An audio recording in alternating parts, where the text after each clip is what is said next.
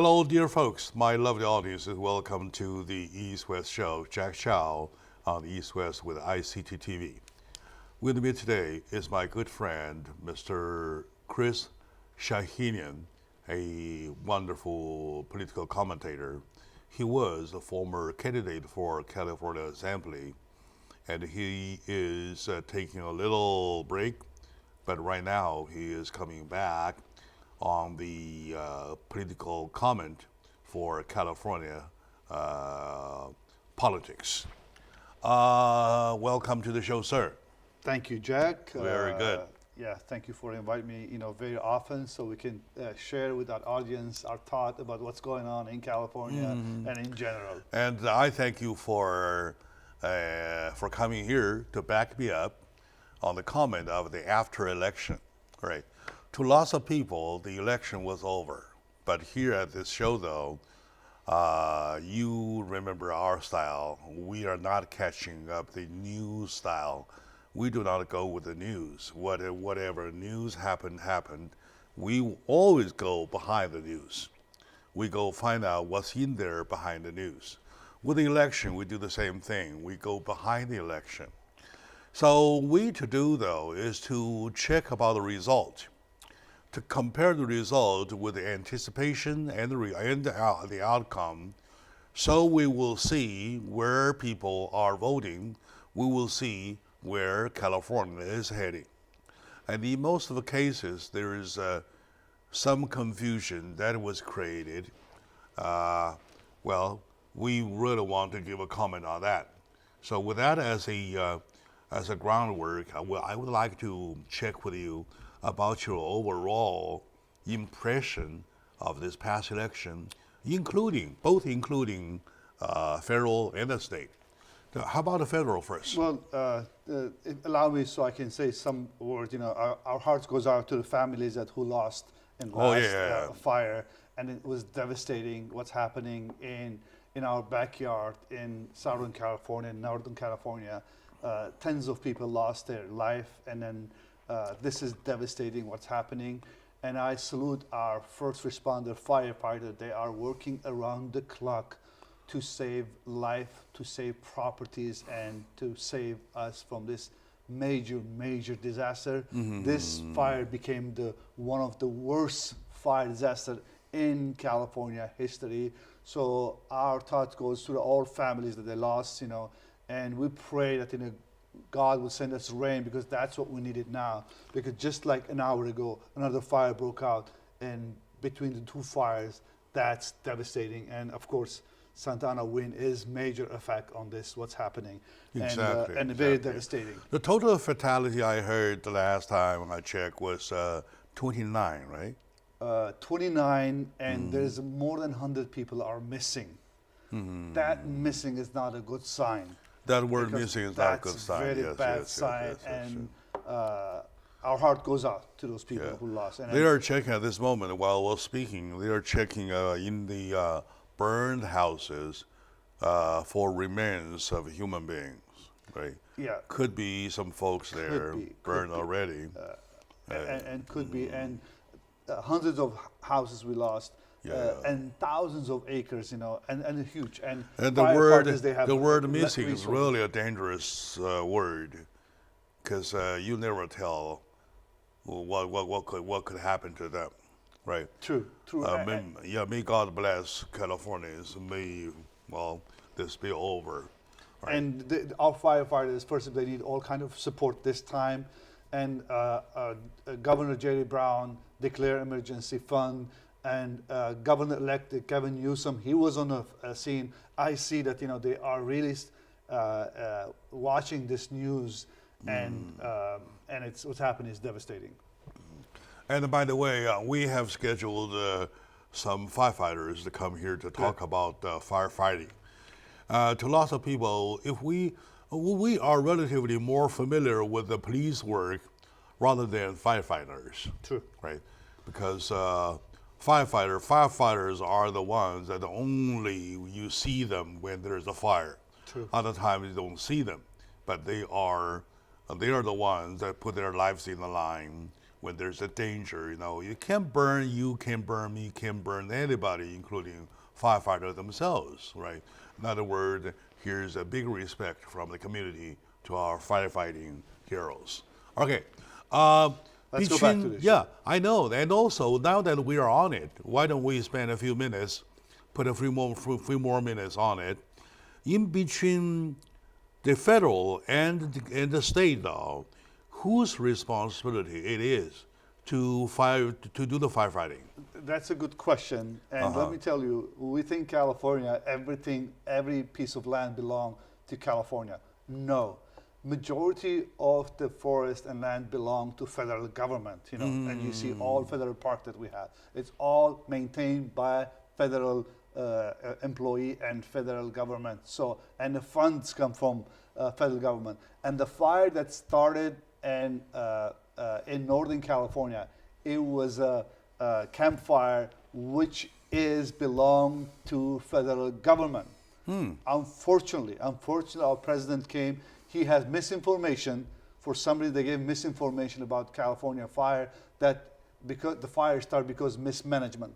That was federal property that fire started all this problem. So of course it's not the president problem.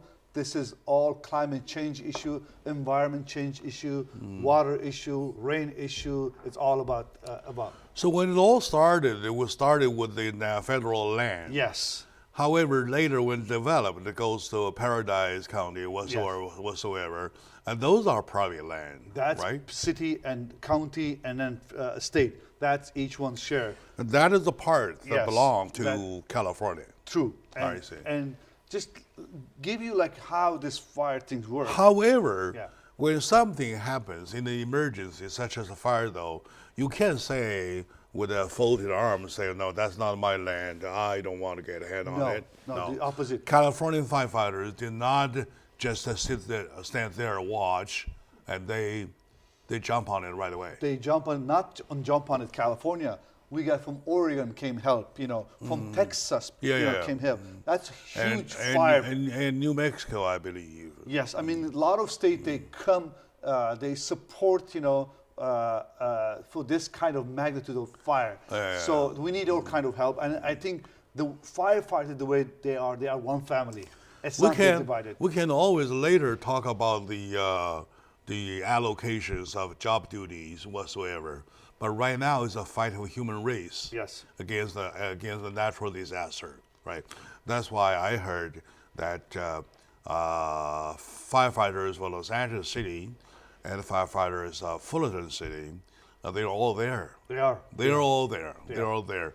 The chief of Fullerton City had in an interview this morning said, "I'm so worried about my guys over there, but so far I just assume nobody calls me, everybody was okay," something like that kind of thing. Right? So we may do the math later when this is over, but right now it's a moment of fighting a human race war against the natural fire. Let's put it that way. Okay, let's wish them a good luck. The containment is 35 already, so that's a good sign. Yes, but what happened now early morning, another fire, and a wind kicks in, another fire started between them. That's good. That's a new breakup. That could change the game. I think it's very devastating. Oh, bad. Too bad. Californians, we are having lots of problems, not only with the political environment. Mother Nature is not cooperating. I say that's all I can say. With the election, though, and what is your comment overall? I say when say overall, I'm including the part of federal. Let me just give you summarize what happened 2016. 2016, American citizen, we send a message to the Washington D.C. that we don't want same old. We want change. We want somebody that from outsider to come and bring some change. And 2016 election was a clear message to Washington D.C. that we don't like what you are doing in Congress and Senate. The outcome was President Trump won majority of the state and he became the president. Last 2 years, we experienced what we expect. I am Democrat. I voted for change in 2016. I was desperate to see change in overall politics. But this election, 2018 midterm election, sent another clear message to the Washington, D.C., to the White House, Congress, and Senate that we don't like what is happening now. We don't like division. We want our country to come back together, not to divide it. And this message was very, very clear that what is happening between White House and Washington, it's not good. That's the nutshell, the message of 2018. Disapproval for Senate and Congress. That's what you see. New wave of people came to the scene. First time Palestinian female became the Senate. First time Somali became a Congress. Wave of, group of new people, newcomers came to join the Senate seat and the Congress seat. Why? Because people fed up what is happening. All right. Okay, my dear friend, today, in doing the aftermath of election, though, I have my dear friend, Mr. Chris Shahinian, joining me to talk about both at the federal level and the state level. Of course, we're focusing on state level later on about the election. And first, we confirmed the message was read, the message was taken seriously. So that's why something happening, right? That's what we see. All right, let's take a short moment now. We come back to continue. Stay with us, please.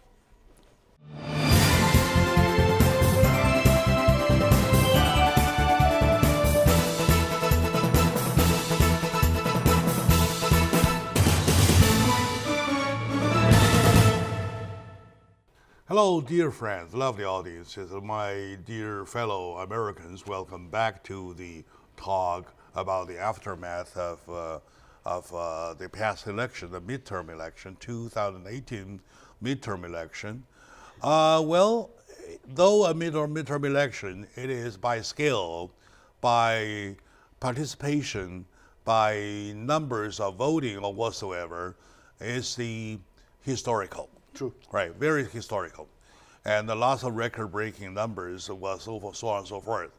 But my friend Chris, in his comment, mentioned about the fact that there are two messages that have been delivered to the White House. Number one was the message from 2016. Number two, message of 2018, delivered to the message. That's why we're seeing what we see now, right? You mentioned one word. We go against division. We don't want division. That's a very strong word. How do you see this time the message being read? Again, what people sending message different, but what's happening in politics is totally different. Before midterm election, Senate was divided between two votes, 49 Democrats, 51 Republican. And if you remember last year when Senator McCain, he casted his vote for Affordable Act, he said, that's shift the whole dynamic of what happened in Senate. And in Congress was a majority of Republican, and there were Democrat was short 23 seats to get the majority. What happened in this election, because of this new wave of suburban women, they voted in more than men this time, and Democrat won more than what they needed to win the majority of House. Now it's completely divided. Now we have Senate majority. We still have a couple of races undecided. Actually, yesterday night, Arizona Senate race was completed, and the Democrat won another seat as a Senate seat. That gave him another seat. But still, two more Senate seats. Florida is going to litigation now. It's all this lawsuits going on between two lines. Now 52 to 48? Now. What? Senate seat. No, 55 to, 53 and 46, I think has changed. So there's three more, but that's big difference, 53. So that could change in a minute because we still have Florida, and that's messy. Florida. Not done yet. Not yet. And Georgia still, there's a lawsuit there, and it's a big mess what's going on. That could change. But Senate, Republican will maintain their majority in the Senate. So that's for sure, because they have more than 51 to take majority. That's changed the dynamic now. Now the Democrats are majority on the House. Nothing will be done. Nothing will be done in Washington, D.C. unless they come together and work.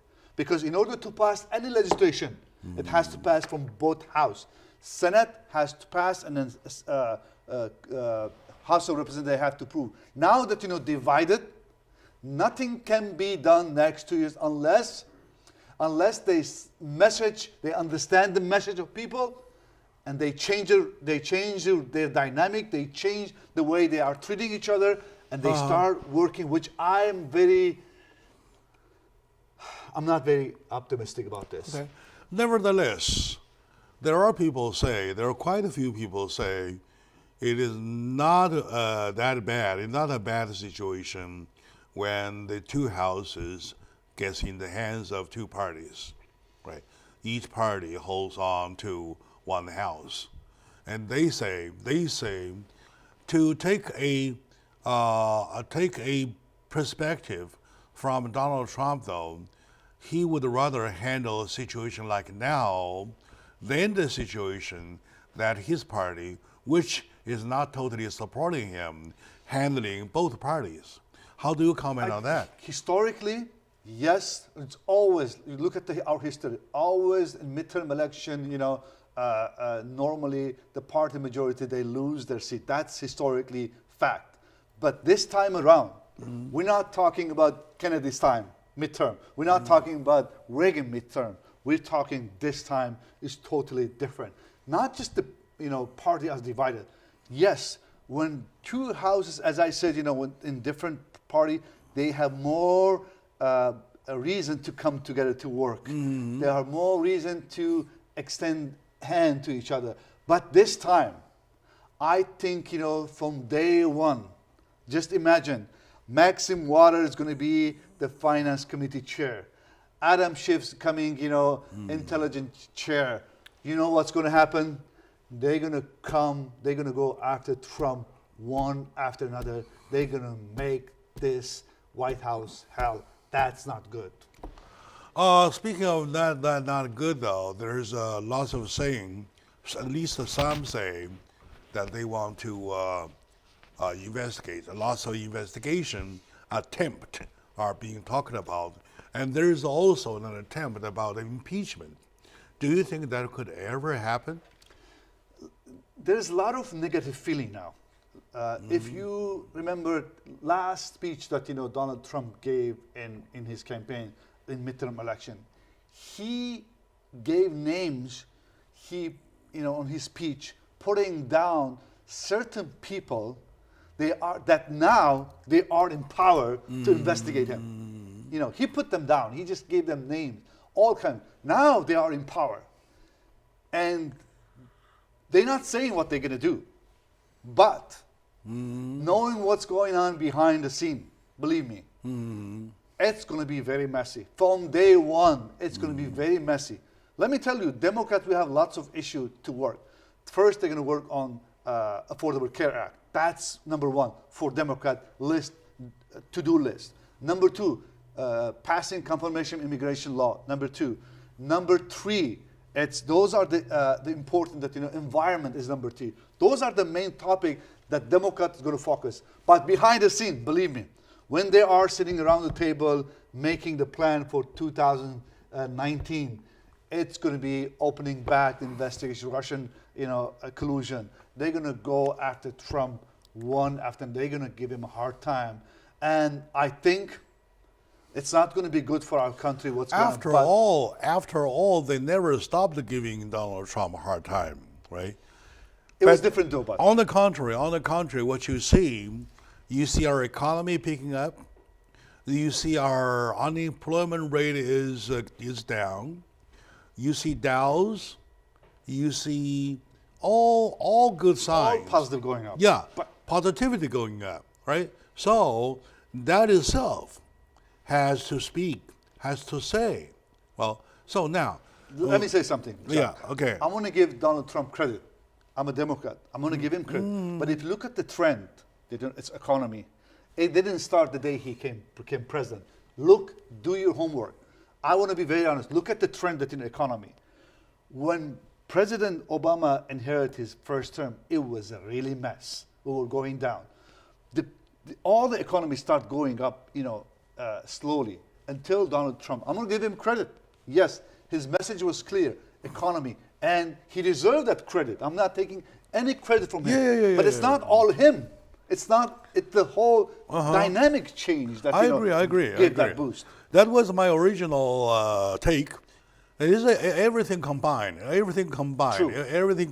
All efforts combined. And you're talking about history. You're not talking about something you can flip over right away in your True, hand. yes. It never happened. Yeah. That's true.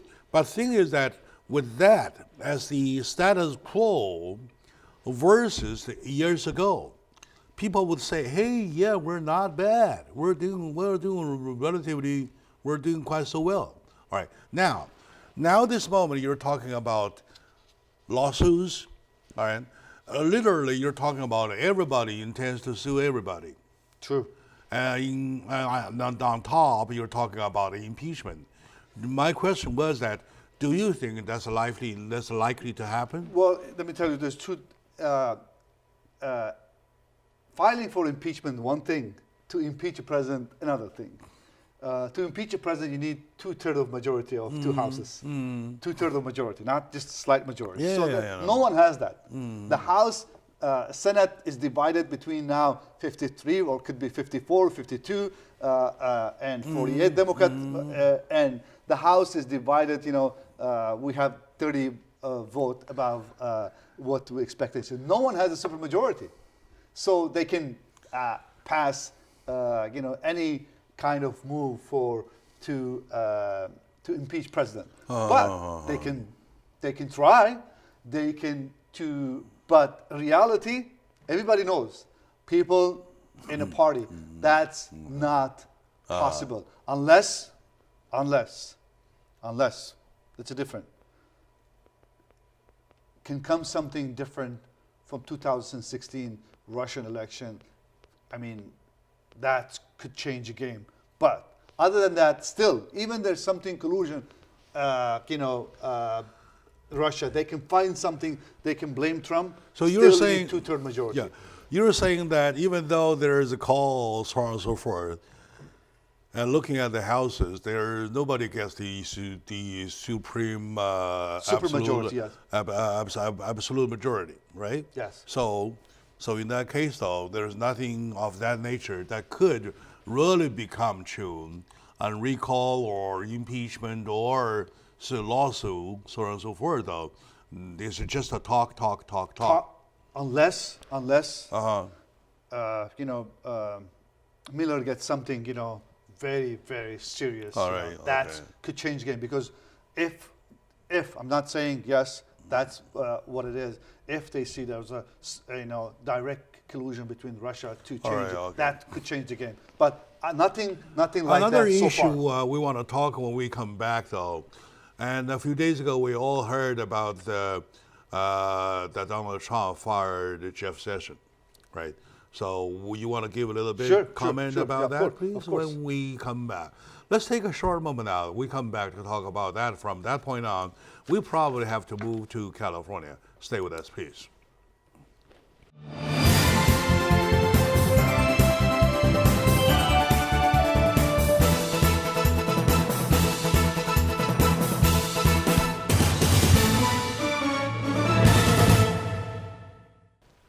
Hello, dear friends, my lovely audience, welcome back to the show. Jack Chow on the East West with the ICT TV.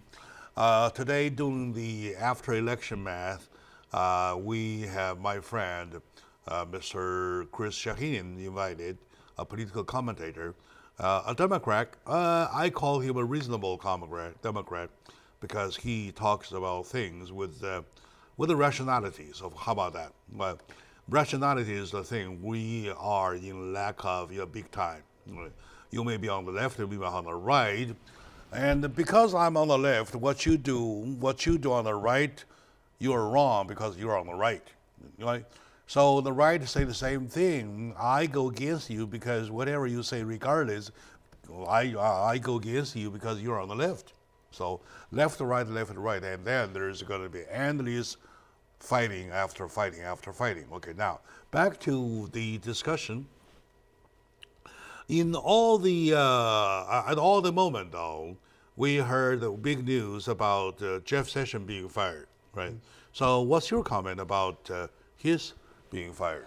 Let me tell you, Jeff Sessions was the first senator publicly supported Donald Trump when he announced that he's going to run for president. That's how much he has trust Trump. And Trump awarded him, Donald Trump, when he won, awarded him with this position. Very, very sensitive position that Jeff Sessions was, he got it. But right after election, when this investigation opened, Jeff Sessions publicly said, I want to excuse myself from this investigation because he saw that, that could jeopardize everything that he built. And that pissed Donald Trump big time. Because Donald Trump wanted to say, you know what? Forget about no investigation. Close that chapter. But since Jeff Sessions was I call him really American. So it's not less than you, less than me. But he saw that, he cannot be biased. He cannot be on one side and same time investigate what is happening between Russia and Donald Trump. So that's, make Donald Trump very angry.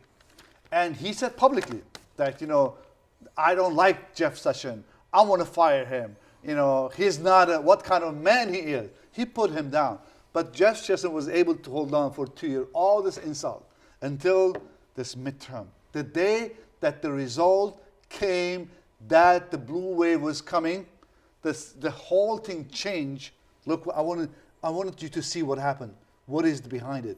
When Donald Trump saw that, the House majority got in the hand of Democrat, he said, oh my God, that's going to be bad. They're going to come after me. They're going to come after my family. They're going to go after my brother and my son-in-law. They're going to go after my son. That's going to be mess. Immediately, the time that he was giving a speech the next day, John Kerry in behind, asked Jeff Sessions to resign.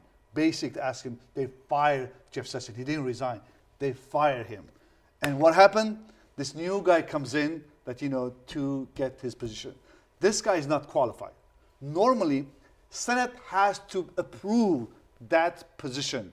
Jeff Sessions has been approved by Senate, not appointed by President, but approved by Senate. That's the way it has been done for years.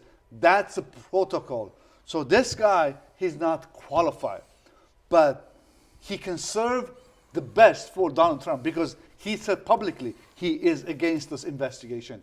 He is against Donald Trump giving up his taxes. So what's happening now, it's very, very dangerous situation. If Donald Trump doesn't see how serious is this can go on constitutional crisis. That's a major problem for our nation. And that could be very ugly. I think a lot of people, they suggest him to excuse himself, like Jeff Sessions did. Let's allow this investigation to go continue. But I don't see that's going to happen because Donald Trump wants this to stop. So all fingers are pointing to the investigation, right? Yes. Do you think the investigation will go on?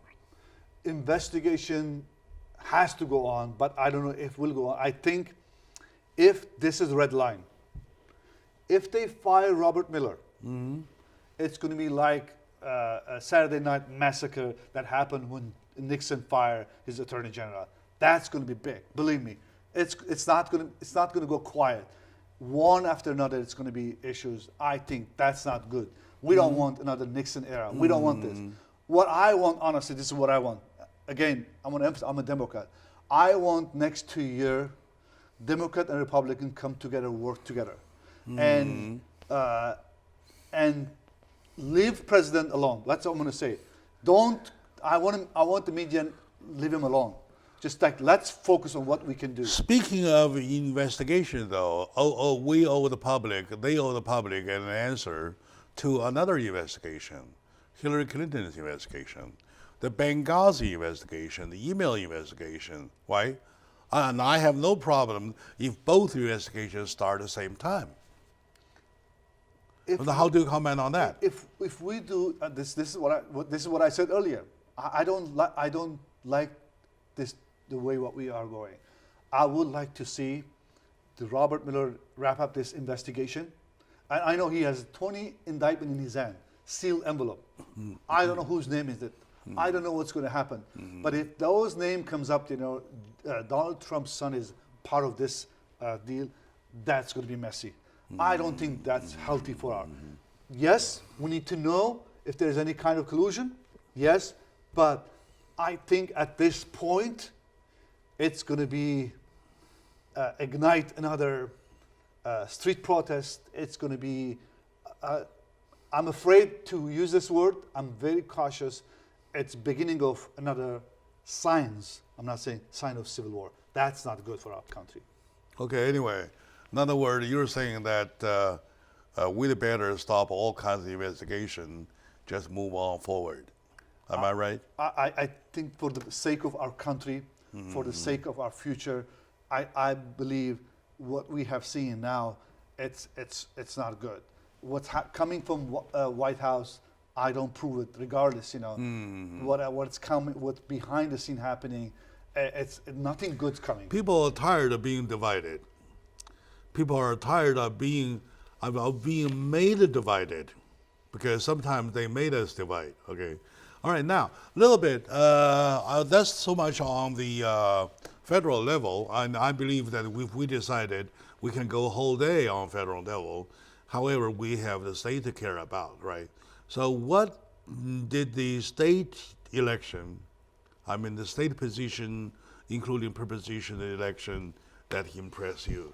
Well, we said earlier, your statement, a lot of people, they said it's good when two-party divided the power between the Senate and House, each party. You said that, it's healthy. Historically, that's healthy. What happened in this election in California, Democrat have won 2 Republican California seats, and they have now super majority, veto-proof majority in both chambers, Assembly and Senate. Basically, in California, Democrat can pass any legislation, and they have the veto power to stop any legislation. So, in a way, I'm not very happy. In a way, I'm happy that Democrat won, but again, for the sake of our country, I think we need always balance of power. That's the beauty of our Constitution. Balance of power. Our founding fathers, they put the great foundation that always, accountability, always, one helping another and then accountable to another. It's happened to California. I'm happy that Democrat, won, but again, so I would like to see balance in power. To my audiences, I owe you the following. If you know me long enough, you will find out that I used to be on the left-hand side. I was very left, all right? I'm not saying that I'm a supreme left or extreme left. I'm talking about I tilt to the left. After the past 2 years, especially past 1 year, after seeing that much, I believe that California has gone too far, right? We are going down south too far. And To get to the point, though, lots of people say, it is always due to the fact that one party controls both houses, both the Senate House and the Assembly Houses. It's not healthy. That means that they can pass anything. Anything can pass. And we can see that. We see that with our own eyes, that anything can get passed. Did we have 109, AB 109, right? Did we have Proposition 45, 47, and Proposition 57, and Proposition 65? Remember, we had a seminar talking about 65? And this year it's going to be like... And did we have AB 1810? And did somebody create the AB 186? Unfortunately, that was canceled, that was vetoed, or so on and so forth, right? So those laws putting together give us a smell that we're going south. We're going down south too fast. It is not healthy to do so. Healthy way is to use the pendulum effect. Yeah. Go left, right. It's exactly like driving, right? So how do you comment about California being over a period of a long time that one party ruled the state? Well, it's not a surprise, by the way. This wasn't a surprise after what we have seen, the way California is moving. As I said in last show, if you remember, a lot of conservative moving out from California and a lot of liberals coming to California. That's not good.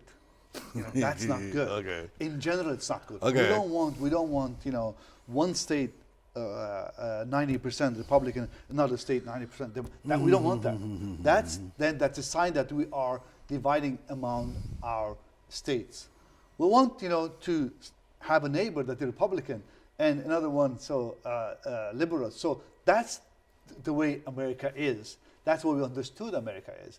But what has happened in California, it's not a surprise. I congratulate California, but again, it doesn't mean that this is the time to show that who we are. I think it'd be wise. I'm telling all my Democrats friends, it would be wise if they extend hand to Republicans. Say, let's work together. Yes, we will have the supermajority. Yes, we have, but we want to work together. We're going to make California better. We're going to improve our California. We're going to take care of our environment. We're going to take care of veterans. We're going to take care of business. That's the way it should. We can't go on too far. We can't go on anymore, because the way we see California is getting too much on one side. Okay, and also speaking of a division, though, and I have a friend who joined me the other day on the show, talking about division, and the division situation is made by legislature, and he had approved to it. He said, number 10, proposition number 10 is a living approval to show that legislators never care about people being divided. Number 10 was... Do you recall number 10? Rent control. About the rent control, yes, right? Yeah, okay. So that automatically separates renters and homeowners. Absolutely. No homeowner, no homeowners would vote yes, and then vice versa. No renter will vote no. True. So do you agree with that? That bill itself, that proposition itself, divides people. There's always division between poor and rich. It's always like that. And, exactly. And that's gap. It's becoming wider now. Mm-hmm. So I think, in a sense, that legislation, a lot of people, they were hoping that that pass, because they were rent was out of control. But look at who paid the money. Mm-hmm. People, they have homeowners associations. They dump millions of dollars. They dump millions of dollars to oppose this bill. So basically, it's always like that, between not left and right, between two different economic culture that we have. And I believe, again, we are as much as divided in this nation. I truly believe that we need one another. We cannot survive with only blues. All right. Only red. Okay, my friend, let's take a little break and we come back for it. So stay with us.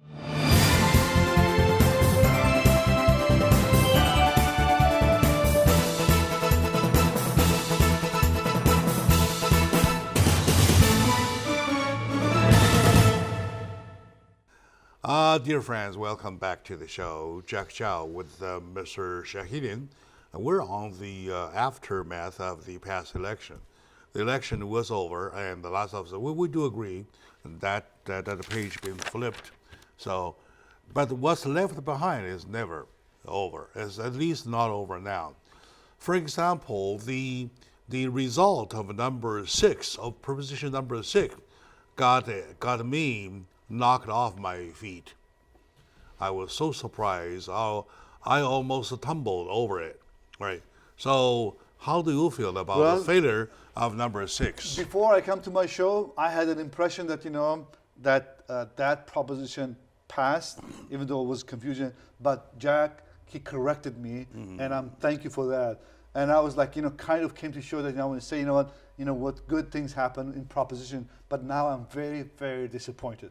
Very disappointed that that proposition didn't pass because of the language, because what they use as a media, they create confusion. And would you let us know how you were confused? I was confused. I'm the commentator. A political commentator. I didn't confused by which vote yes or no. But the day of the day of the election, I watched the numbers.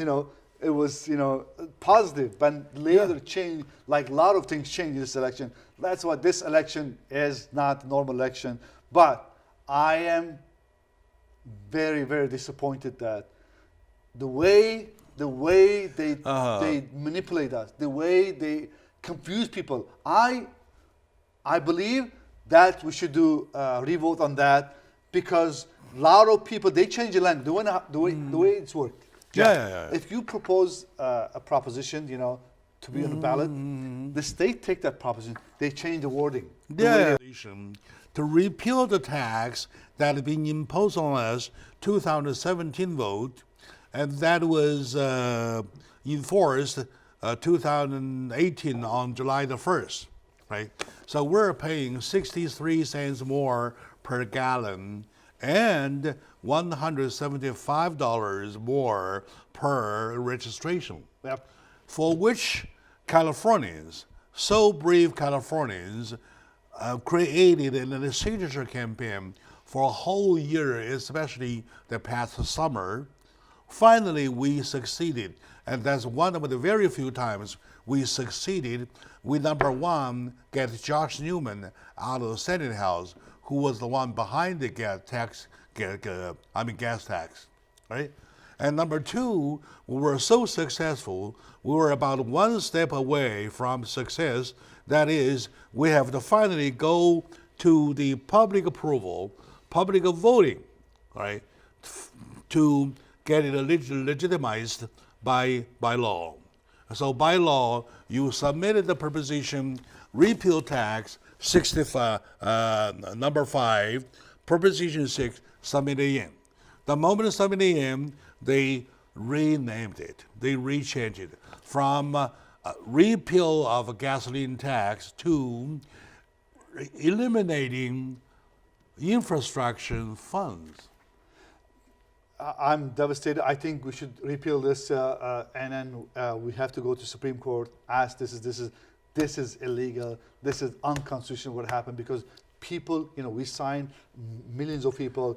They want this. How come these politicians, they have so much power to change people's will? I don't understand. This is dirty. Is not right. This is dirty. This is unacceptable. This is dirty. Yeah. This is I dirty. think they should respect people's, signature. They should respect that, and they should allow this to be fair, but nothing fair, I guess, in this. All right, and people find themselves. I had a meeting with several of my friends who were supposed to vote yes who are supposed to vote yes on the proposition, and they feel kind of they are so defeated, they are so kind of give up, on California politics. And I even met with a friend who voted no to Proposition 6. He thought he was supporting the gas repeal. Yeah. Of course. He says, of course no tax. Of course I'm not paying the tax. And then the no is borrowed here by shifting ground. The ground is shifted away. They did not know. They originally say, no, I do not want to pay the extra tax. And then give another one, the guy still say, no. I think what's going to happen, once we see that the MV charging us more, once we see the gas pump that we're putting, it's getting $5 more, then we're going to regret this. Of course. Regret this is the open cheating. Yeah. This is the openly cheating. This is the plundering. Yeah, but what they're going to say, well, we every vote count. This, we count the vote. This is like one thing strange though. Throughout the campaign, the signature campaign, we all together collected 940,000 signatures. Yeah. 940,000, almost a million signatures, going say no gas tax. All you needed 383,000 actually. Now, the goal, the no was borrowed. The latter part of the sentence, well, no tax, right?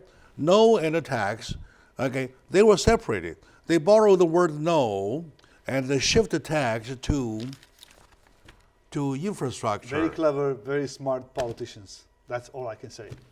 All right. And our people in Sacramento, they did a good job actually. So we're going to regret. Californian, they will regret when they see like DMV. The other day, when I was doing this interview with a friend of mine, Mr. Mike Sinfendorfer, and he says we all teach our kids to be telling the truth, to never lie, right?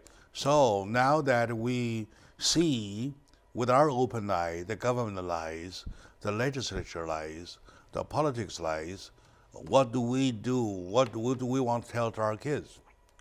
We want to tell our kids, elect good people, and what I think one of the good things that's going to come from this midterm election, I think campaign contribution law it's going to pass during this Democrat that every dollar come from special interest. They have to expose that. That can change a little bit. And next thing they ask, why are they so relentlessly pushing for the money? Because they need money. Yeah. Am I right? Money by election. Right. Listen, I'm a politician. I run for a state senate. Money by election, unfortunately, and they have not campaign money. I'm talking about favor money. Yeah. The political favor money. All right. So now, if you're running for your office, though, I support you on behalf of whatever union whatsoever, though. Once you take office, you gotta give me something kickback. Unfortunately, that's why I was not elected, because when I was a senator, believe me, a lot of people approached me. I'm being very honest. Mm-hmm. We're going to give you this much money that you can win your election, but you're going to give us back there. You can ask my campaign manager, my staff. I said no. I said no. I can't, sell my soul. I have family. I have responsibility. I have platform. I have principles. I cannot change. And that's why you're not elected. That's what I was. Yes. That's why you lost. Yes, true. Right? Yeah. That's why you lost. That's what now, here we want not to pay the tax, right? The word no being borrowed, and they say, hey, you want to say no to California infrastructure refund, infrastructure funding. And of course, we were denied, we were cheated, right? Yeah. So that is how the politics is. That is how we're cheated by our own legislators. my dear audience, my lovely audiences, this covers the show today. We feel bad. We feel so bad that we're cheated. I believe that if you go back to check about the text before and after, you'll see what I'm talking about. Before, it was the repeal of gas tax imposed in 2017, so on and so forth, blah, blah, blah. And now it says eliminate California infrastructure funds. So, of course, nobody wanted the state of California stop fixing the road conditions, right? So, okay. With me is my good friend, Mr. Shahinin, and we're having a good time. Hopefully you do too. So we'll see you next time. Thank you very much.